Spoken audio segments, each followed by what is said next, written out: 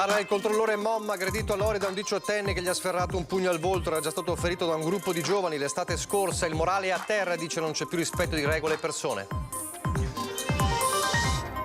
Trentenne di Susegana in gravissime condizioni. Questa mattina è uscito di strada in via Palù a Cordignano, poco distante dal luogo dove nell'agosto dell'anno scorso si registrò la strage di 4 ragazzi. Drammatico incidente nel pomeriggio lungo l'A27, 36enne colta da malore si schianta contro un'altra auto in galleria, la donna rianimata sul posto, ricoverata in gravi condizioni. Lunedì pomeriggio a Sarmedi, funerali del 41enne morto dopo 2 settimane di agonia in ospedale, era stato investito da un'auto a Cappella Maggiore, raccolta fondi per supportare la moglie e il figlio piccolo. Condanna anche in appello per la discoteca Casa di Caccia, in cui una donna di Mestre rimase ferita per il pavimento bagnato della pista da ballo, ma la società dell'epoca ora è in liquidazione. Nel 2022 250 persone seguite in Veneto dal servizio accoglienza trans, il 70% dei casi riguarda i minorenni. Il caso shock di un 17enne sottoposto a esorcismo dalla famiglia. Immigrazione, dopo l'annuncio di un nuovo decreto flussi da parte del governo, il mondo dell'agricoltura trevigiana fa i conti con la carenza di manodopera. Intanto le perdite a fine anno per l'agricoltura veneta a causa della siccità potrebbero superare il €1 miliardo, l'allarme della CIA. Tenere alti e tramandare ai giovani i valori etici e democratici della resistenza a pochi mesi dagli 80 anni dall'armistizio, oggi più che mai una necessità, dice il neopresidente di Istresco. Telespettatori di Antenna 3, buonasera e ben ritrovati. Il telegiornale di Treviso dunque in primo piano. Ancora le violenze sui bus della MOM, ancora i dipendenti aggrediti. Parla il controllore aggredito ieri mattina a Loria da un 18enne che gli ha sferrato un pugno al volto. Il morale è a terra, dice ai nostri microfoni, non c'è più rispetto di regole e di persone. C'è stata una colluttazione, è partito un pugno che mi è arrivato sulla mandibola. Lei come sta oggi? Guarda, io il morale è a terra, non dovrebbero succedere queste cose. Ci sono delle regole da rispettare e secondo me è giusto che le rispettino tutti senza arrivare a questo. Eddie Dal Rovere è il controllore MOM, aggredito per la seconda volta in pochi mesi da un passeggero, un giovanissimo privo di biglietto e documenti. L'episodio su una delle linee più problematiche del trasporto pubblico, quella tra Castelfranco e Crespano. All'altezza di Loria è salito un 18enne e quando gli è stato chiesto di esibire ticket o abbonamento ha tentato di scappare. Ha scaricato l'impianto di emergenza delle porte per poter fuggire in quanto senza titolo di viaggio. A quel punto io mi sono messo praticamente in mezzo alla porta per poter controllare il soggetto e lui, aprendo la porta, mi è saltato addosso, quasi buttandomi per terra. Infatti mi sono aggrappato sui sostegni della porta e sono riuscito a trattenerlo. Poi ho dovuto chiamare i carabinieri del posto per identificarlo. È andata anche bene perché potevo farmi male se cadevo. Nel trattenerlo la colluttazione e il pugno al volto, mentre le conseguenze del pestaggio subito a giugno da una banda di ragazzi non sono ancora state superate. Ho fatto 5 mesi di infortunio. Ho avuto un ginocchio che è stato fratturato. Ginocchio che non è più tornato come prima? No, il ginocchio non è tornato come prima perché ho fatto un sacco di terapie per poter recuperarlo senza fare l'intervento, però i dolori mi restano. Un controllore esperto, dicono di lui i colleghi, non certo un attaccabrighe, ma viene spontaneo chiedergli come mai sia stato nuovamente lui la vittima di un'aggressione. I MOM come verificatori non siamo in tanti, siamo proprio veramente contati, perciò a lei adesso vede me perché questi casi sono un po' più eclatanti, diciamo, ma le assicuro che capitano, è l'ordine del giorno. Da 22 anni in MOM, Dal Rovere ha visto cambiare profondamente caratteristiche e comportamenti dei passeggeri dei mezzi pubblici. Manca qualcosa, mancano delle regole perché secondo me la vita è fatta di regole, innanzitutto. Mancano le regole e manca il rispetto. Proprio in settimana c'era stato un tavolo in prefettura su questo tema. I sindacati tornano all'attacco. C'è da aver paura ad andare al lavoro? Qualche volta sì, in alcune tratte più di altre sicuramente, però e ci si trova spesso e volentieri sfidati, aggrediti, provocati, tutti.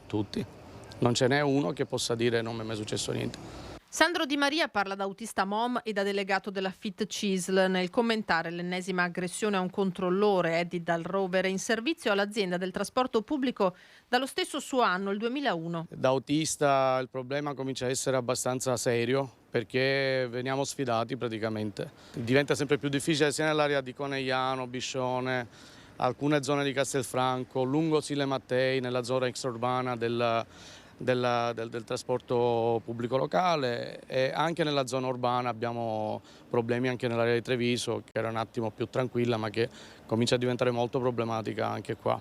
L'azienda, riconosce Di Maria, le sta provando tutte per mettere in sicurezza il personale. È stato pubblicato un nuovo bando per assumere altri controllori e a breve verranno installate le bodycam sulle divise. Già da tempo ormai i mezzi sono inoltre dotati del pulsante di emergenza collegato a centrale Mome, forze dell'ordine. Ma i ripetuti fatti di cronaca allarmano il personale. È di mercoledì l'ultima riunione in prefettura su questo tema. Anche il prefetto in qualche maniera, abbiamo avuto un incontro, in qualche momento anche un leggero, non dico scontro, però divergenza di opinioni, perché giustamente il prefetto fa riferimento al fatto che anche le forze dell'ordine sono quelle che sono, nel senso che ovviamente ci ha detto io non è che posso mettere un carabiniere o un poliziotto su ogni autobus, e noi questo lo comprendiamo perfettamente, però riteniamo che sia necessario un ulteriore sforzo. La cronaca ancora, sono molto gravi le condizioni di un trentenne che questa mattina è uscito di strada in via Palù a Cordignano, poco distante dal luogo dove nell'agosto dell'anno scorso si registrò la strage di 4 ragazzi. Abbiamo sentito ripetutamente delle sirene, quindi probabilmente prima l'ambulanza, l'automedica, poi i vigili del fuoco. Un altro brutto incidente per Cordignano a pochi mesi di distanza da uno ancora più terribile. Il riferimento di Alessandro Biz, residente in via Palugia, sindaco di Cordignano e oggi consigliere comunale, va alla strage di ragazzi dell'agosto scorso a Godega, poche centinaia di metri in linea d'aria da questa strada stretta di campagna dove poco prima delle 7 la Volkswagen Tiguan bianca di un trentenne di Susegana ha imboccato una traiettoria pericolosa, andando a fermarsi contro il cordolo del fossato, sull'asfalto i segni di un tentativo di frenata. L'allarme è stato lanciato da alcuni automobilisti che transitavano in zona. Critiche le condizioni del ragazzo, raggiunto anche dall'elicottero del suo M118, intubato e portato al Cafoncello, è in gravi condizioni. Questa è una strada provinciale, fortunatamente è stato realizzato il sovrappasso qualche anno fa, poi purtroppo con il passaggio delle province ad ente di secondo livello evidentemente non c'era la possibilità di avere i fondi per un allargamento. Una strada stretta, probabilmente al mattino in questi giorni il sole è anche radente e potrebbe anche aver abbagliato chi era alla guida dell'auto. Sul posto vigili del fuoco e carabinieri che stanno ricostruendo la dinamica. Non si esclude che il giovane possa aver avuto una distrazione o un colpo di sonno. Il primo pensiero va a lui e speriamo veramente che possa uscirne nel migliore dei modi da questo brutto incidente. E si trova ricoverata in gravi condizioni anch'essa al Cafoncello di Treviso una donna di 36 anni rimasta coinvolta in un incidente lungo l'A27 tra le province di Treviso e Belluno. Probabilmente per un malore la sua auto diretta verso nord è andata a scontrarsi con un altro mezzo, poi lo schianto contro le pareti della galleria Cave è successo poco prima delle 17. La donna è stata subito soccorsa da alcuni automobilisti che transitavano in zone che non hanno avuto remore a fermarsi e prestare aiuto nonostante le evidenti condizioni di pericolo. Aiuto che è stato fondamentale. La donna è stata rianimata in attesa che arrivassero gli operatori del 118. Minuti risultati preziosi, forse fondamentali per salvarle la vita. Intubata, è stata portata in elicottero all'ospedale di Treviso. E ancora gli incidenti saranno celebrati lunedì alle 15:30 nella chiesa arcipretale di Sarmedi, i funerali di Paolo Dalcini, il programmatore web investito da un'auto lo scorso 9 febbraio. Cappella Maggiore è morto il 28 febbraio dopo che oltre 2 settimane di ricovero all'ospedale Cafoncello di Treviso. Una tragedia che ha scosso la comunità. Il 41enne lascia la compagna e il figlio di 10 anni per aiutarli in questo momento e per dare un futuro anche al bimbo. Un'amica ha deciso di aprire una raccolta fondi online, ponendosi l'obiettivo di raggiungere la somma di 40.000 euro. Lunedì intanto i funerali di Paolo Dalcin. Ancora una tragedia, per un attimo lasciamo la provincia di Treviso, ma l'eco della tragedia di Anguillara Veneta che abbiamo raccontato oggi anche in prima edizione è arrivata evidentemente anche nella Marca. Ha scavalcato i confini provinciali e regionali. Abbiamo raccontato nel telegiornale del Veneto delle tante manifestazioni di cordoglio anche a livello nazionale, con le parole del Capo dello Stato Sergio Mattarella, la profonda tristezza e il cordoglio per le due vittime e per poi la sottolineatura dell'atto eroico del 50enne poliziotto che è morto nel tentativo di salvare il 75enne che era finito con l'auto nel Gorzone. Di queste ore anche le parole del capo del governo Giorgia Meloni che ha dato le sue parole di cordoglio. Ha detto: è stato ritrovato il corpo senza vita di Domenico Zorzino, ci stringiamo alle famiglie delle due vittime e a tutta la Polizia di Stato. Onore a Domenico che ha sacrificato la sua vita cercando di salvare quella altrui. Tantissime le manifestazioni di cordoglio, ovviamente le abbiamo raccontate nel telegiornale del Veneto, abbiamo raccontato anche in diretta i drammatici istanti in cui si accertava purtroppo che venivano recuperati i corpi. Allora vediamo quegli istanti.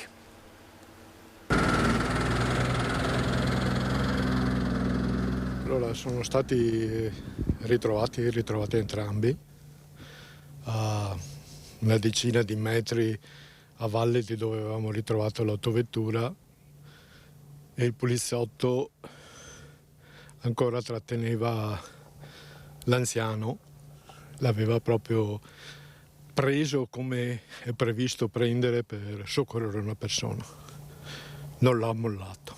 È un'immagine straziante quella che si sono trovati davanti i soccorritori che hanno appena ritrovato i corpi senza vita di Valerio Buoso e Domenico Zorzino e racconta gli ultimi istanti di una tragedia immensa che ha stravolto il piccolo comune della Bassa Padovana. Il poliziotto è morto nel disperato tentativo di riportare a riva l'anziano vicino di casa. Era riuscito ad estrarlo dall'abitacolo, ma le fredde acque del Gorzone non hanno lasciato scampo ad entrambi. Il ritrovamento dei due corpi è avvenuto pochi minuti dopo mezzogiorno, mentre la squadra dei sommozzatori dei Vigili del Fuoco di Venezia stava perlustrando un tratto di fiume 10 metri a valle rispetto a dove era stata vista inabissarsi l'auto di Valerio Buoso.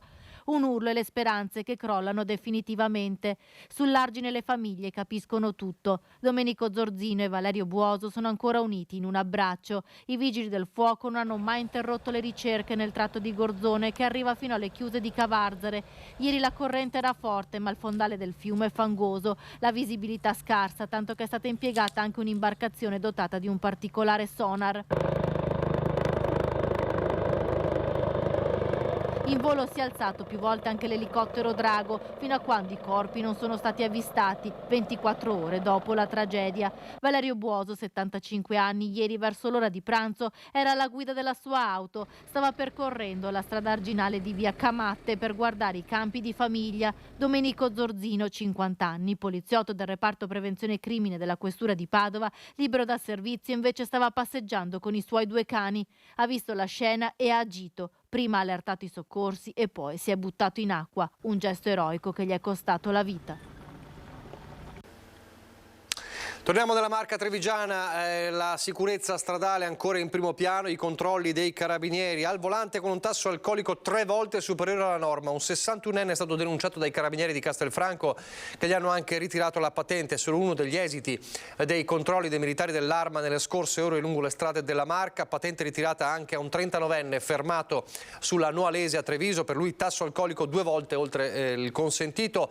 A Carbonere infine i carabinieri di Silea hanno denunciato un 27enne alla guida dopo aver assunto cannabis. Ancora la cronaca, potrebbero essere malviventi della zona i 3 banditi che 2 sere fa hanno fatto irruzione nel market di Refrontolo, gestito dall'81enne Edda Doro, minacciandola con una pistola. L'abbiamo raccontato ieri nel nostro telegiornale. Continua la caccia dei carabinieri al setaccio. Il video che abbiamo mostrato in esclusiva proprio ieri della telecamera di sorveglianza che ha immortalato i rapinatori. Ecco, li vediamo mentre uscivano dall'auto bianca prima del colpo. Proprio quell'auto appunto è uno degli obiettivi dei carabinieri per dare un nome e un volto ai banditi che hanno minacciato la signora Edda, che vediamo in queste immagini, intervistata ieri dalla nostra Daniela Sizia. Adesso la cronaca giudiziaria, una condanna anche in appello per una discoteca in cui 10 anni fa rimase ferita una donna di Mestre, una discoteca notissima, uno dei templi della movida trevigiana. La vicenda risale al 2012 e oggi si arricchisce di una nuova puntata giudiziaria. Una donna di Mestre di 66 anni era scivolata sulla pista da ballo bagnata dai cocktail e si era rotta il polso e un piede. Ora il locale della movida trevigiana, casa di caccia, è stato condannato anche in appello a risarcire con oltre 40.000 euro la donna, ma la battaglia della vittima dell'incidente non è ancora finita. Infatti la società che gestiva il locale notturno di Monastier è stata messa in liquidazione e proprio all'indomani della sentenza è stata pure cancellata. La donna dovrà quindi intraprendere un'azione fallimentare per recuperare gli oltre 40.000 euro di risarcimento stabiliti in ben 2 gradi di giudizio, che però di fatto sfiorano i 60.000 euro, contando anche le ulteriori rivalutazioni e le spese legali.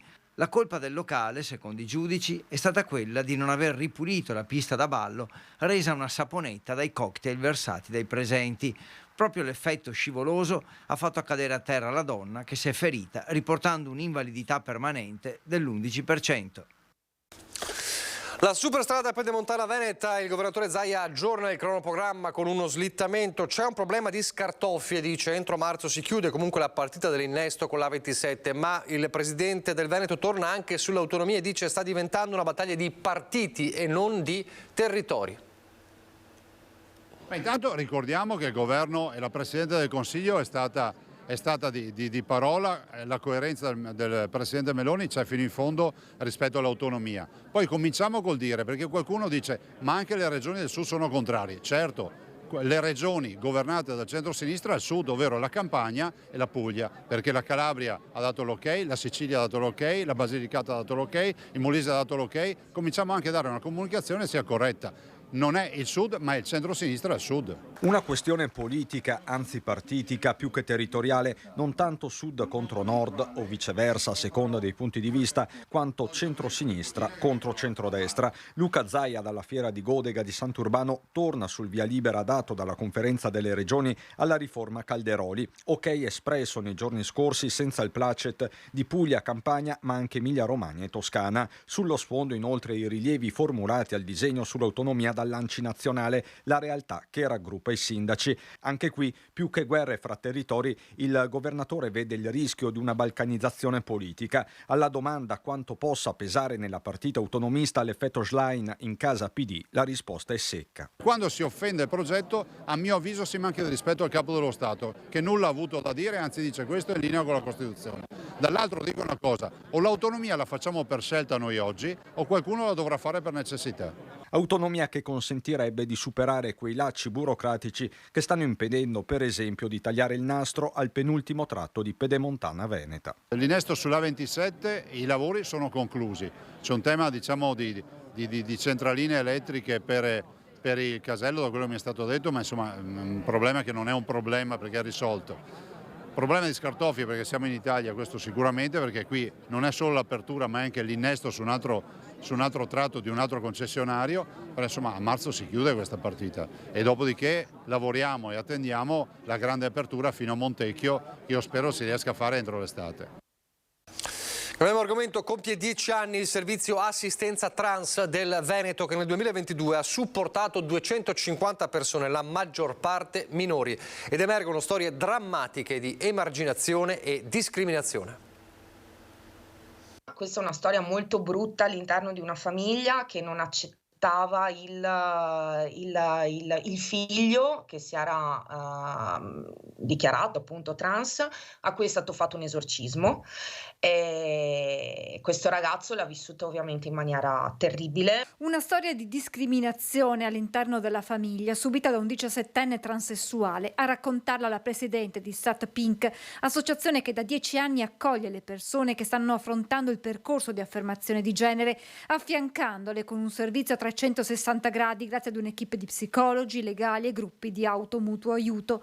Fortunatamente, sottolinea Ilaria Ruzza, storie come queste sono molto rare. Frequenti invece gli episodi di emarginazione e bullismo che vivono i ragazzi nel mondo della scuola e dello sport, come quello di una studentessa trans di un istituto professionale veneto bullizzata dai compagni. Non tanto in classe, ma negli spazi comuni, fuori dagli occhi degli insegnanti, quindi nel cortile oppure nell'autobus che questa ragazzina doveva prendere per andare a scuola, e questo ha portato la persona ad abbandonare la scuola. Nel 2022 sono state 250 in Veneto le persone trans supportate dagli sportelli di Rovigo, Padova e Verona del SAT. Di queste il 70% sono minori. Dai 13 anni in poi abbiamo avuto veramente un'impennata di accessi negli ultimi 2-3 anni di ragazzi e ragazze molto giovani e che ovviamente accedono al nostro servizio accompagnati da entrambi i genitori. Dati che dimostrano una maggiore consapevolezza delle famiglie pronte ad ascoltare e supportare i figli durante il percorso di affermazione di genere.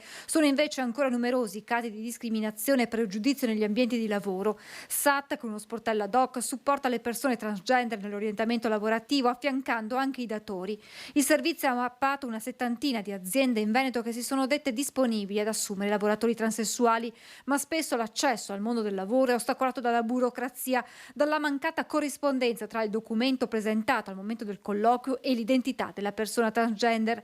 Per SAT Pink è importante che si velocizzino le pratiche per la rettifica anagrafica, che a volte richiede fino a 2 anni d'attesa. Le persone transgender sono persone come tutti e tutte le altre, hanno tutti i diritti come tutti gli altri, sono cittadini e cittadine italiane, quindi non vedo perché si debbano sentire continuamente discriminate ogni volta che vanno ad esempio in posta, in banca o all'anagrafe, o anche solo mandano un curriculum che viene rigettato perché il futuro datore di lavoro non sa come gestire questo o questa potenziale candidata. Pochi istanti di pubblicità, poi 2 fronti aperti per l'agricoltura, da una parte l'immigrazione, dall'altra la siccità.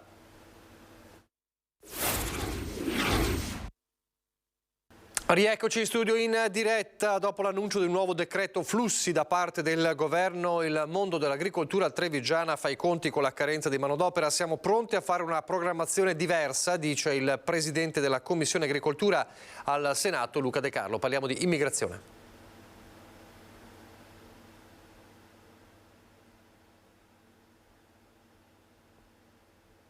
Il servizio sull'immigrazione in agricoltura.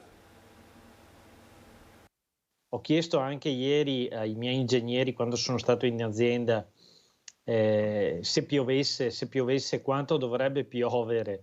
È un auspicio e mi dicono sì Presidente, dovrebbe piovere 3 mesi, ma quello che piove adesso lo vedremo nelle fonti di pianura a settembre-ottobre. In Veneto a febbraio sono mediamente caduti 3 mm di pioggia. Gli apporti meteorici mensili sul territorio regionale sono pressoché nulli, meno 96%. Per ritrovare una situazione simile bisogna tornare al 97,4 mm. Il dato emerge dal rapporto mensile sulla risorsa idrica in Veneto di ARPAV.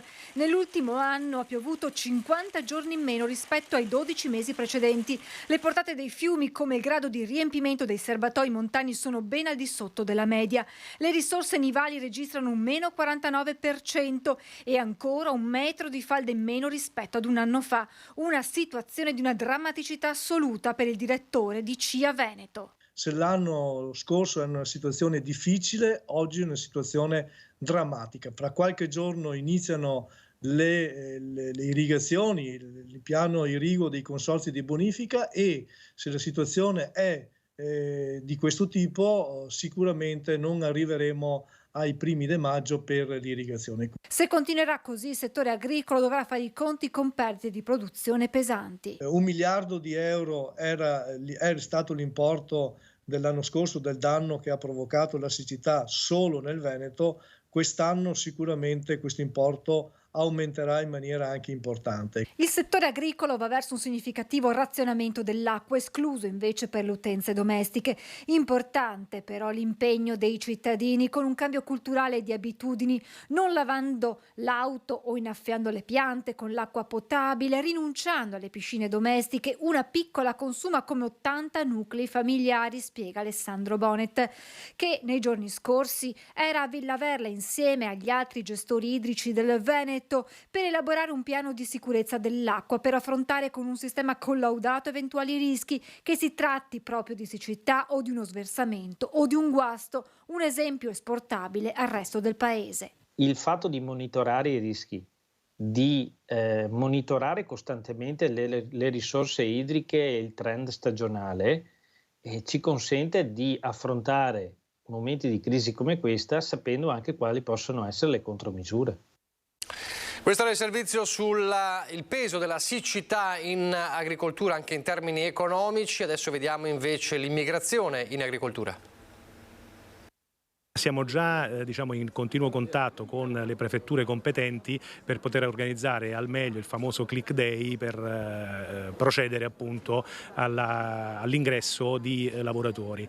I lavoratori stranieri sono necessari, la manodopera è necessaria soprattutto all'interno della nostra provincia. Si possono quantificare in qualche migliaio, anche se un numero preciso ancora non c'è, gli immigrati regolari di cui avrebbe bisogno l'agricoltura trevigiana da qui ai prossimi mesi. La carenza è cronica nel vitivinicolo, ma non solo. Penso poi alla zootecnia, penso poi all'ortofrutta, che sono all'interno della nostra provincia delle colture e delle filiere di eccellenza che evidentemente hanno sempre bisogno di maggiore supporto da parte di questo tipo di attività. Sullo sfondo le parole del ministro dell'agricoltura Francesco Lollobrigida, secondo cui in Italia ci sono tra i 300 e i 500 mila posti di lavoro disponibili. Certo, serve una programmazione diversa rispetto al passato. Il decreto flussi quest'anno è stato costruito proprio per avere il quadro già a febbraio di quanti sono quelli che servono regione per regione. Da quello si partirà dal prossimo anno con un decreto flussi preciso e puntuale e fatto prima dell'inizio della stagione, soprattutto quella raccoglitiva, che sappiamo che per esempio nel Basso Veronese comincia molto prima degli altri posti. Immigrazione legale e immigrazione clandestina, distinzione che di fronte alla strage di Cutro interroga le coscienze, con la maggioranza di governo che chiama in causa l'Europa. E delle quali onere non può farsi carico solo l'Italia, perché è oggettivamente impossibile mettere l'Africa, una damigiana, all'interno dell'Italia un bicchiere. I flussi migratori vengono gestiti in molti stati come l'Australia, come la Germania, come gli Stati Uniti, ma devono essere per le necessità che un paese può avere e nel momento in cui c'è la carenza rispetto ai cittadini che già abitano in Italia. Nel momento della pandemia c'erano i corridoi verdi, per esempio per coloro che venivano a potare le viti dalla Romania, lavori specializzati, quindi noi crediamo nella dignità del lavoro e nel rispetto della persona. Ci saranno anche i suoi compagni di squadra del basket di Riese. Parliamo dei funerali di Tommaso Fabris, ucciso a 17 anni dalla meningite, funerali lunedì pomeriggio alla Pala 2 di Bassano. Si terrà lunedì prossimo alle 15 alla CMP Arena, ex Pala 2 di Bassano, il funerale di Tommaso Fabris, il 17enne di Tezze stroncato da una meningite fulminante. Dopo l'esame autoptico effettuato sul corpo del giovane, infatti, è arrivata la firma del nulla osta per la sepoltura del campione di basket, studente al liceo scientifico Jacopo da Ponte, ragazzo amato e ben voluto da tutti. Io devo ringraziare tutta l'amministrazione comunale di Bassano del Grappa che si è messa a disposizione, si è resa disponibile per l'organizzazione, per garantire la sicurezza anche nelle fasi iniziali e post funerale, e anche tutte quante le associazioni sportive di Bassano e le associazioni di volontariato di Tezze e di Bassano che si sono rese appunto disponibili a dare una mano per l'organizzazione di questo triste evento. Saranno attese tantissime persone, i compagni di scuola e di sport, gli amici che vorranno partecipare all'ultimo saluto a Tommy. Intanto domenica sera alle 19 nella chiesa di Stroppari, dove il ragazzo viveva con i suoi genitori e il fratello, è prevista una veglia di preghiera. Sarà un momento in cui si alterneranno anche testimonianze e canzoni, un momento intenso e intimo per ricordare il sorriso e i sogni di un giovane uomo strappato alla vita troppo presto. Tenere alti e tramandare ai giovani i valori etici e democratici della Resistenza a pochi mesi dagli 80 anni dell'armistizio, oggi più che mai una necessità, secondo la neopresidente di Istresco. I valori etici e democratici che sono scaturiti dalla Resistenza sono i fondamenti del convivere insieme. E oggi più che mai c'è bisogno di valorizzare tutti questi aspetti democratici. Partendo, dice Maria Chiara Scinni, da ex insegnante, proprio dalla scuola. È lei la nuova presidente dell'Istresco, l'Istituto Trevigiano per la storia della Resistenza. A passarle il testimone Amerigo Manesso, che resta membro del comitato scientifico. Un cambio in rosa, visti gli incarichi di segretaria a Paola Bruttocao e di direttrice scientifica ad Emilia Peatini, che per il 2023 dovranno occuparsi tra l'altro degli eventi per gli 80 anni dall'armistizio. Questo è l'obiettivo principale, che raccoglierà anche, oltre alle fonti scritte, quindi a ricerche sui documenti, ci concentreremo anche sul recupero delle fonti orali. Ne abbiamo già parecchie raccolte negli anni precedenti su vari argomenti.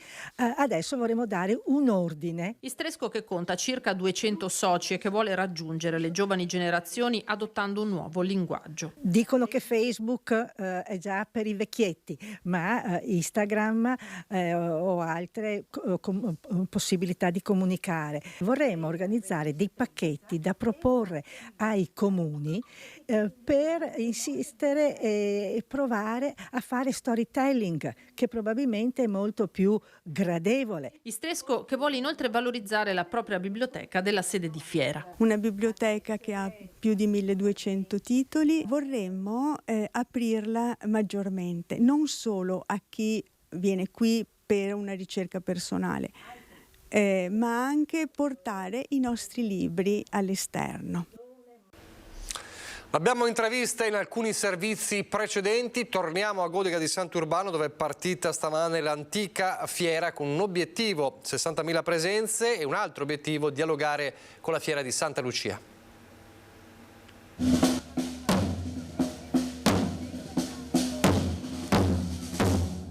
È stata la fanfara degli alpini di Conegliano a dare il via ufficiale all'edizione 2023 dell'antica fiera di Godega, tornata ai vecchi fasti dopo la pandemia. Dopo l'edizione, diciamo, post-Covid dello scorso anno, fatta in aprile per motivi così dovuti all'incertezza della situazione epidemiologica, però questa è una inaugurazione in grande stile con un sole strepitoso, quindi iniziamo alla grande. Noi stimiamo 60.000 presenze e insomma puntiamo anche sempre più in alto. Massiccia la presenza di amministratori e autorità, con il presidente Luca Zaia che si è di fatto fermato in quasi tutti gli stand tra assaggi e foto di rito, ma è dal palco che il governatore fissa un obiettivo. Il dialogo con Santa Lucia sia un dialogo proficuo, la regione c'è, immagino anche il governo, insomma siamo perché ci sia una sinergia sempre più forte, avere un cartellone unico, avere promozione unica, organizzare assieme. Questo sarebbe l'occasione per fare veramente una fiera che dura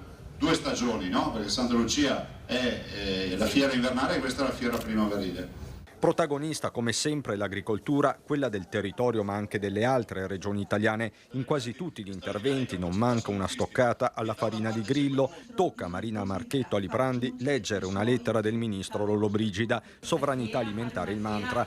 Dietro ogni stand una storia anche di famiglia, come quella di mamma Natascia, papà Claudio e della figlia Greta, in azienda con altri 2 fratelli. Noi nasciamo come allevatori di capre da latte e quindi produttori di latte, e da poco insomma abbiamo iniziato anche con la casificazione. Per me è molto soddisfacente, per esempio, poter fare colazione con lo yogurt che ho prodotto con il latte delle mie capre, quindi sapere cosa sto mangiando è davvero una grandissima soddisfazione per me. Molto orgoglioso dei miei figli, dell'innovazione che hanno portato nell'azienda, che prima era piccolina e marginale, invece adesso sta crescendo pian pianino. Adesso andiamo nel Bellunese.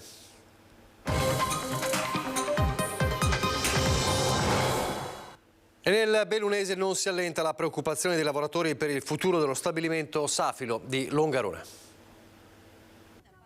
Entro al massimo una settimana, 10 giorni, un nuovo incontro per Safilo.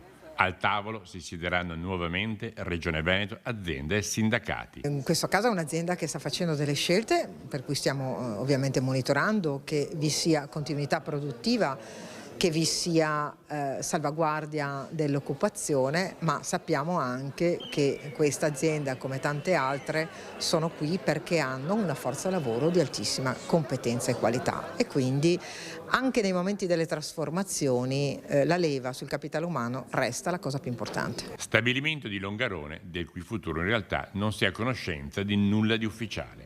Anche per il fatto di essere quotata in borsa, Safilo non può andare oltre nelle comunicazioni rese all'esterno. Si dice, si teme, ma non si sa. Le crisi purtroppo fanno parte dei cicli economici, quindi non dobbiamo mai essere terrorizzati da una crisi. Da una crisi dobbiamo capire i motivi per cui ci sono le crisi in queste aziende e intercettare tutte le risorse possibili perché fa sì che da una crisi ne nasca un evento di successo. È un mondo che cambia alla velocità della luce, ci sono scelte che sono poi del management di tutte le aziende che riguardano il posizionamento, che riguardano i mercati che si aprono, ma oggi i cambiamenti avvengono, direi, di semestre in semestre. Il management deve prendersi sempre le proprie responsabilità, perché gli errori ovviamente sono in capo all'azienda la maggior parte delle volte, perché le scelte sono sbagliate. Noi dobbiamo prendere queste scelte e far sì che non si ripetano e soprattutto prendere le risorse che ci sono, che sono il valore di queste aziende, e ricollocarle, trovare il modo o nell'azienda stessa o ricollocare nel territorio. Non dobbiamo perdere queste risorse perché sono una fonte di lavoro e di competenze che non possiamo assolutamente permetterci di lasciare andare all'esterno. Momenti di panico stamattina mentre erano in corso le lezioni all'Istituto Comprensivo di Auronzo di Cadore. Un incendio a un quadro elettrico ha fatto scattare l'allarme. Tutti gli studenti, i professori e il personale non docente sono usciti da scuola posizionandosi nei punti di raccolta, mentre gli addetti antincendio dell'istituto hanno provveduto con un estintore a spegnere le fiamme. I vigili del fuoco, accorsi dal distaccamento di Santo Stefano di Cadore, hanno verificato lo spegnimento del quadro elettrico, arieggiato i locali, messo in sicurezza il luogo dell'intervento di ripristino del quadro elettrico da parte dei tecnici. Confedilizia si aggiunge al coro di proteste per le modalità di posa della fibra ottica, apprezzando che finalmente, viene detto, ora protestano anche i pubblici amministratori. L'associazione dei proprietari di case non si oppone alla modernizzazione dei servizi e nemmeno mette in dubbio la bontà delle fibre ottiche di ultima generazione, ma chiede in una nota che le cose siano fatte in regola d'arte. La critica riguarda le strade rappezzate in malo modo, addirittura con posa di bitume color rosa per chiudere il foro ricavato per la posa della fibra stessa. A Feltre ora per parlare del piano di protezione civile. Ci si augura che disastri non ce ne debbano mai essere, ma Feltre sa bene, per esempio, cosa abbia voluto dire Vaia. Dal castello di Alboino, rimasto senza alberi attorno, ai viali prospicienti l'ospedale piuttosto che il cimitero, i segni rimarranno per sempre. Il Comune si è attivato programmando un piano operativo, mai ce ne fosse bisogno. Un'attività fondamentale è stata quella di individuare le aree di attesa, suddivise per aree di attesa per la popolazione, aree per accoglienza e ricovero e ammassamento soccorsi. Particolare importanza è stata data all'individuazione delle aree di attesa per la popolazione, che sono quei luoghi sicuri dove ci si deve recare e aspettare i soccorsi in caso di un evento calamitoso. A Feltre, nel comune di Feltre, ne abbiamo individuate 24, tutte registrate e geolocalizzate tramite una mappa di Google, e 2 ex novo presso la stazione e in località Canal. Area, quella periferica, su cui si è soffermato, recandosi in loco, anche il sindaco della città Murata, spiegandone la necessità. Qui andiamo ad inserire un'altra zona di attesa per i cittadini in caso di calamità, in attesa eventualmente dei soccorritori. È stato studiato all'interno anche degli uffici nostri il piano che si sta adesso man mano sostanziando nel piano definitivo. Questa è un'area che era prevista, era in un'altra zona, quindi presso Anzù, che noi abbiamo pensato di portare qui perché per gli abitanti di questa frazione diventava impossibile raggiungere eventualmente, in caso purtroppo di calamità, l'altra frazione. È tutto per questa edizione, vi lascio le previsioni del tempo, grazie per averci seguito, arrivederci.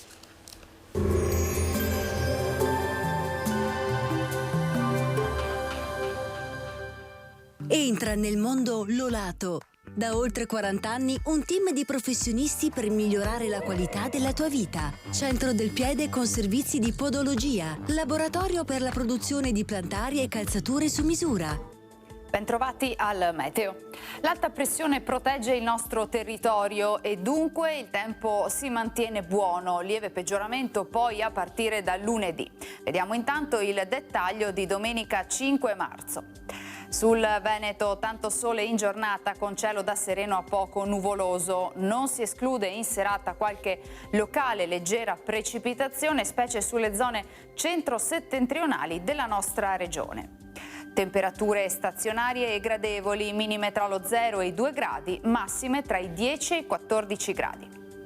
Ci spostiamo ora sul Friuli Venezia Giulia, anche in questo caso cielo sereno di mattino, probabile aumento della nuvolosità in giornata e nella notte saranno possibili delle piogge. Temperature minime tra 2 e 4 gradi, massime sugli 11-13 gradi. Infine diamo uno sguardo alla situazione del Trentino Alto Adige, dove sarà piuttosto soleggiato al mattino, solo con qualche annuvolamento irregolare verso sera. Temperature minime intorno ai 2-3 gradi, massime sui 16-17 gradi. Dal meteo per ora è tutto, vi auguro un buon proseguimento in nostra compagnia.